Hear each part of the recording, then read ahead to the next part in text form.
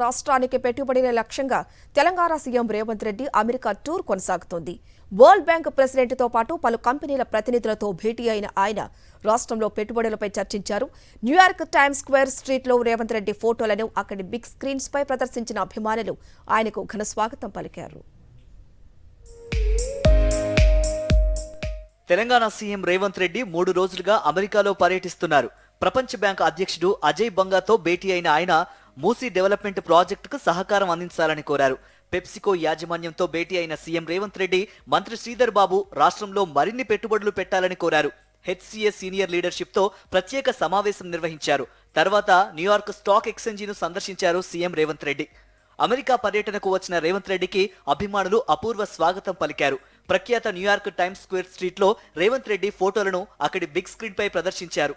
ఈ వీడియో ఇప్పుడు సోషల్ మీడియాలో వైరల్ గా మారింది. యుఎస్ పర్యటనలో భాగంగా వి హబ్ లో పెట్టుబడులు పెట్టేందుకు డబ్ల్యూకే హోల్డింగ్ ముందుకు వచ్చింది. రేవంత్ రెడ్డి సమక్షంలో $5 మిలియన్ల పెట్టుబడులకు ఒప్పందం కుదుర్చుకున్నారు. న్యూయార్క్ నుంచి వాషింగ్టన్ వెళ్లిన ముఖ్యమంత్రి అక్కడ హెల్త్ టెక్నాలజీ సంస్థల ప్రతినిధులతో భేటీ అయ్యారు. వారికి రాష్ట్రంలోని పెట్టుబడి పాలసీలను వివరించిన తర్వాత మంత్రులతో కలిసి డల్లాస్ కు వెళ్లారు.